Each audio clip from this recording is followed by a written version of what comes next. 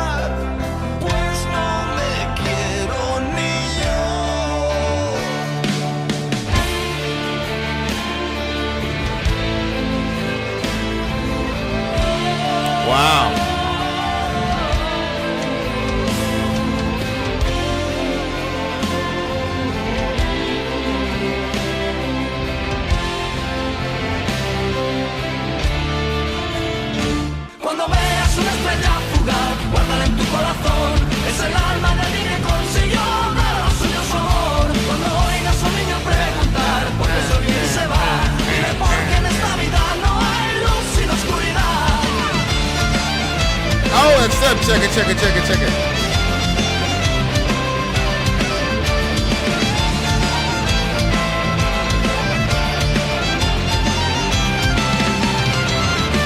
Si eres capaz de volver con una sonrisa, una traición. Si eres capaz de ver tu mano a quien con la suya te señaló. No eches raíces en un sitio, muévete, pues no eres un árbol, para eso tienes dos pies. El hombre más sabio es el que sabe que su hogar es tan grande como lo puede imaginar. Cuando veas una estrella fugaz, guárdala en tu corazón. Es el alma de alguien que consiguió dar al suyo su amor. Cuando oigas a un niño preguntar por qué soy y se va, dile porque en esta vida no hay luz sin oscuridad.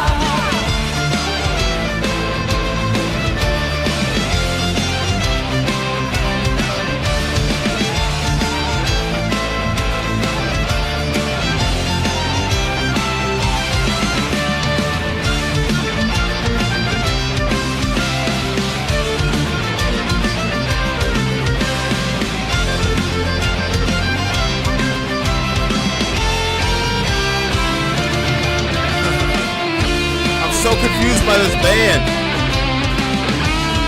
This guy's got kilt going? Can you do that if you're not Irish?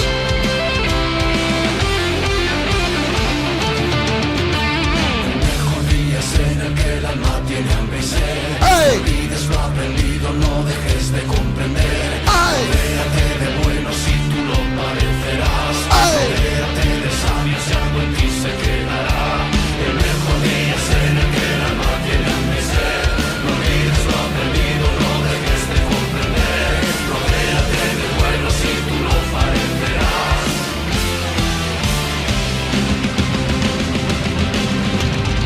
Cuando veas una estrella fugaz, guárdala en tu corazón. Es el alma del niño que consiguió dar al suyo su amor. Cuando oigas a un niño preguntar por qué soy y se va, en la vida no hay luz sin oscuridad. Cuando veas una estrella fugaz, guárdala en tu corazón.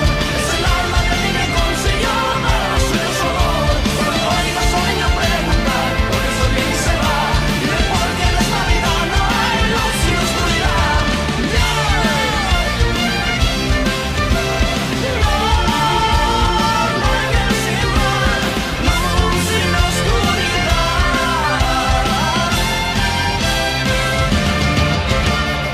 Hey! Yo, I am so confused by this band, bro. In a good way. First of all, the section I lived in the Bronx, I'd get off at 170th Street, I'd take the 4 train, 149 Grand Concourse, down to 170th, get off. That was my hood. But my hood was, you had the black folks and the black gangs, which was like a 90-degree angle with my corner. And then directly across from that was the Hispanics, Latin Kings, Nietas, blah, blah, blah, blah, blah, blah, blah. And everybody was drug dealing. But like the way that they would show that they were setting up shop was they would play music. And then when there were detectives around, they would really blast the music. So it was all this like big, intricate whatever. And the Spanish guys, their music was just boom. Like you would feel it in your chest walking down the street. Really? So the vocal style, I remember the vocal style. Oh, okay. Like to this day, I remember the vocal style, and it brings me back to that summer. That was like the hardest neighborhood I was in, though. Oh, really? Like dudes are getting shot, dudes are getting cut up, all types of crazy shit was happening over there. That was the craziest block, but like, and forget about it. In the summer, it was almost nonstop. It was nonstop, just the Latin music. Wow. So I'm hearing that, and then I'm like, in like the Lord of the Rings in the Shire. Did it sound like it was like Shire music? I guess it kind of did, yeah, but I didn't, for some reason, didn't go there, I think because of the vocal style. What do you mean? Didn't it sound like, you're gonna circle and make merry and drink mead and shit? I didn't picture that though. And because of the name of the song too. For some reason, we can't get the lyrics over to my page. Do me a favor and Look, I already sent it through Messenger.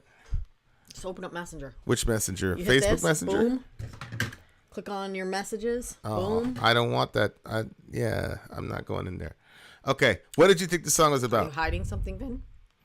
100%. is. What did you think the song was about? What do you mean? The more I have to wait, how much more I have to look for to find the light that I know there is there for me. I have lived in solitude surrounded by a crowd I have never managed to love. Well, I do not love myself. When you see a shooting star, keep it in your heart. It is the soul of someone who give theirs their love. When you hear a child ask, why That's a line I'm curious about. It's the soul of what? Of someone who got to give their love. Yeah, I just understood that as when you see a shooting star, it's the soul, like somebody who is able to give their love to somebody else. It's their soul. Oh, okay. I assumed it was a person who was not able to do it. Oh, So then it was like a shooting star or whatever. But go ahead. That's what it because he sounds like in said, the I lyrics. thought this was interesting when he talked about like he didn't find love and he lived in solitude surrounded by a crowd. You know that feeling. I think a lot of us know that feeling. Then What? he's A dumb feeling to have. anyway. Continue. I have lived in solitude surrounded by a crowd I have never managed to love. And then he said, well, I do not love myself. Later, Davey. And I thought that was a really interesting line Why? because you have to have a healthy love for yourself. You can't love yourself so much that there's no space for anybody else. Like it's all about you and you're like that selfish of a person where you can't even love outside of yourself because you're just so about your own self. I think that a bad analogy, but like to me, the way that Shake came off looking in Love Is Blind looked like that type of person. Yeah. You know, I understand the stuff that you said and where you're coming from, but like that sort of a person. But at the same time, like if you hate yourself and you don't spend time like creating a version of yourself that even you can enjoy and dealing with the things about yourself that you don't like, but yet you want to find love and you want to have a good and healthy relationship, like Well, a lot of times people are so unhappy with themselves and the other person in the relationship functions just as a validation mechanism. So it's like, oh, this person loves me. You don't love yourself. You don't love yourself unconditionally. You don't accept yourself. But if the other person loves you, then you get the validation out there. So then if that person stops loving you or doesn't give you the validation, then it's yeah, you know what I'm saying? Yeah. And those reactions happen because people they're not secure in their own love of themselves. yeah. I think the other You know what I'm saying? thing too is it's exhausting for someone to have to be that person for you, to have to feed your ego and make you feel good enough. Uh-oh. There's Sadie. Shake was the worst. I'm not saying Shake wasn't bad. I'm just questioning the nature of the love that's in the show is all I'm saying. I mean, Yeah. Shake's a terrible guy. I wouldn't want him for my daughters, but they didn't love him then. That was my only point. You know what I'm saying? But anyway, if you were able to give what's going on with you? You don't want to ask me. It's going to be another one of those videos where we're going to cut something out of it. What do you mean? Shake came off looking like a real shitty person, and I get that. But at the same time, he said from the beginning he wanted to be physically attracted to the person. He wasn't lying. He wasn't hiding. He said she was a great person. He just wasn't attracted to her. And I think the way that he did it was completely wrong. Talking about her to all those people, everything, I think all that stuff was bad. But I don't fault him for not being attracted to somebody. I think the way that he handled it, I don't like. Right. But yeah, I don't think that that's controversial. everybody has lines where they say, I'm not attracted to this type of person. I mean, obviously, to me, his standards were a little bit high because it is a interesting question, which we've been watching in other videos too. The question of is who you are attracted to a moral issue? Is who you're attracted to or not attracted to commentary on your moral standing? Because I think that's part of it. Like you're looking at it like, you know, attractions are all innocent. That, you know, hey, he can't help who he's attracted to and why, so it's because he can't help it. He's not responsible for it. So how can you fault him for not being attracted to this girl? But the question is only being attracted to a certain type of body type a moral question? Because that's really the root of the issue. Is they're penalizing him for that. See what I'm saying? Can you say the question again? Because I'm obviously are pondering your things. attractions, you know, like, are your attractions innocent? Like what you're attracted to or what you're not attracted to? Seeing as how you can't control that, should you be absolved of all your moral... Well, I don't believe you can't control that. You don't believe people can control who they're attracted to? I don't know. I think that... Really? You think that people can choose whether or not to be attracted to you, for example? Yeah, well, kind of what I'm saying is that I think that you can have certain things that you're like, I mean, let's just talk honestly here, babe. You know, there's a certain type of girl that for all of your life, you found yourself attracted to, this style of woman. Mm-hmm. And I have a certain style of man that I'm attracted to. Neither of us fit those brackets. Correct. But yet here we are. You know what I mean? Right. And I find myself attracted to you, and you find yourself attracted to me. So, but that was outside our parameters. But there were other things about us as people that we found attractive about each other, and then the other stuff kind of fell in line. Although, I mean,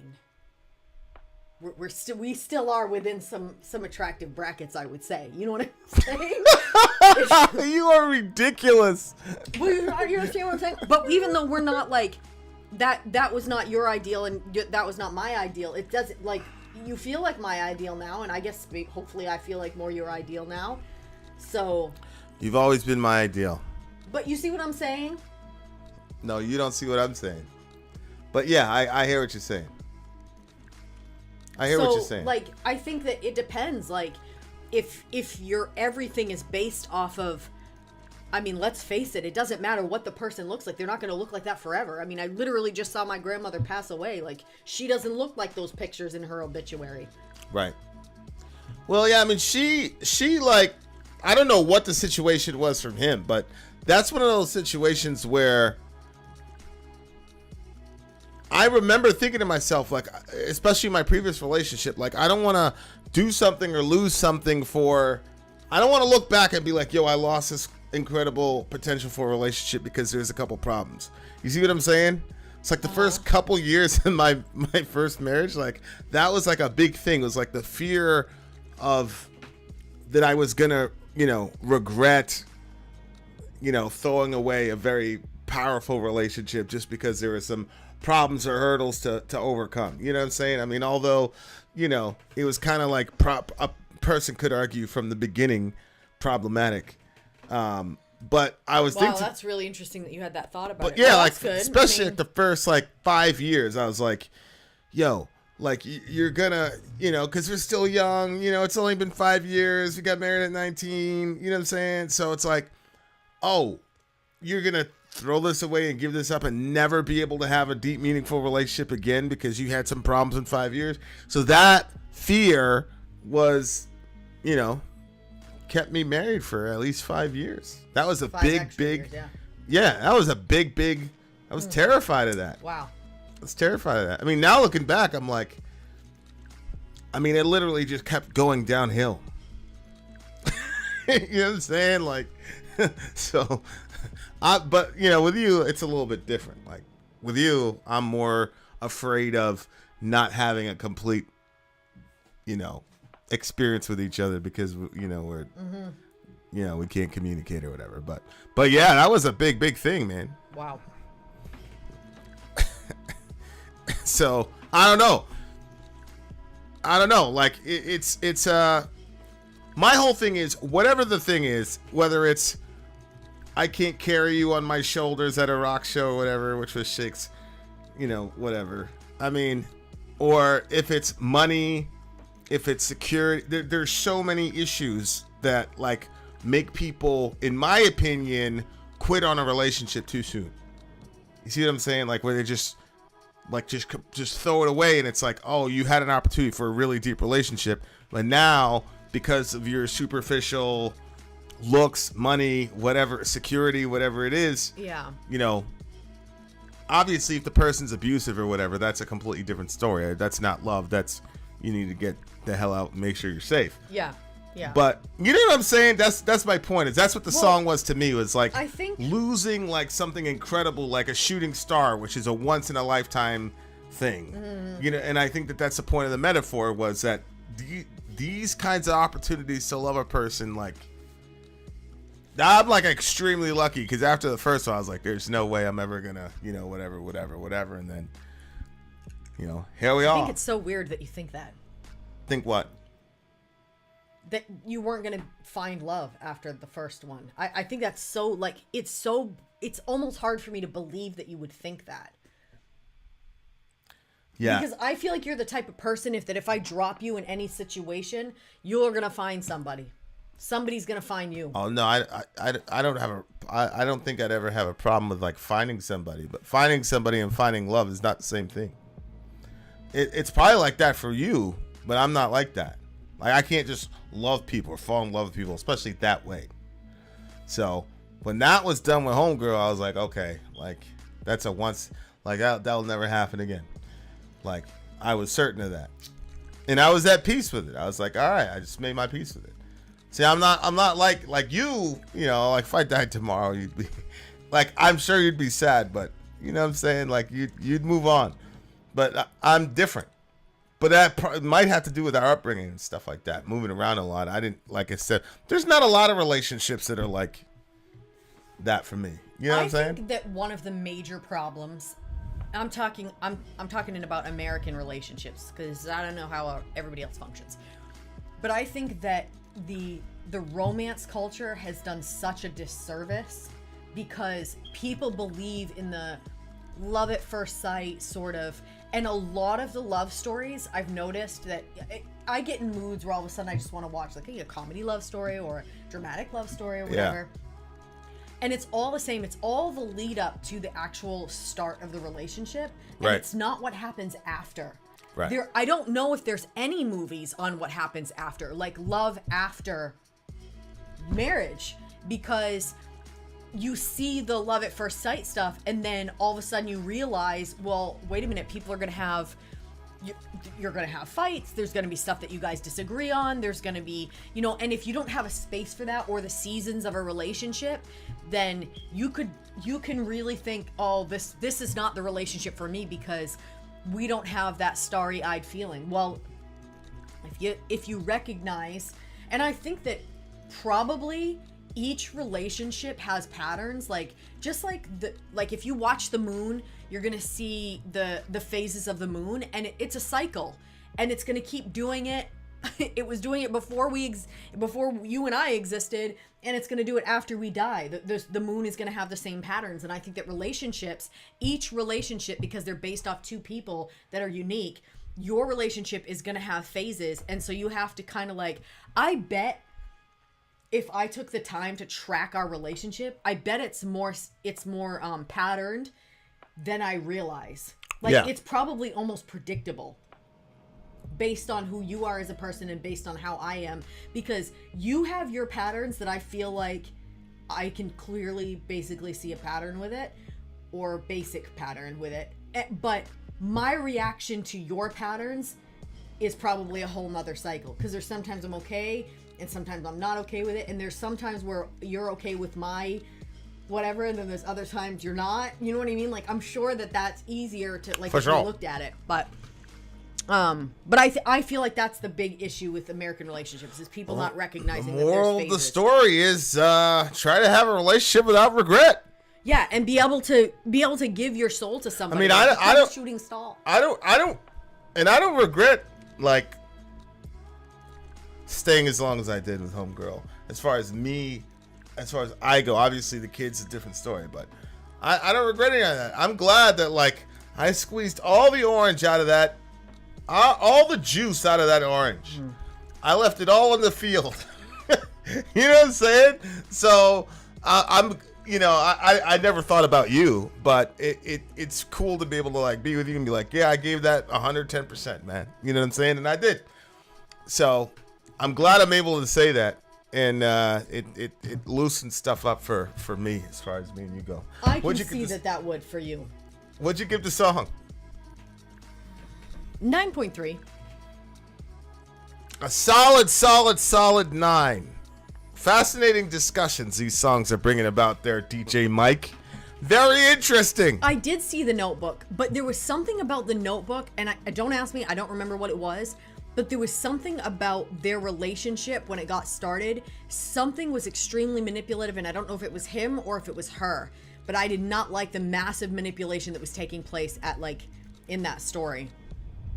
But I don't remember what it was. I just remember being like, holy shit, what?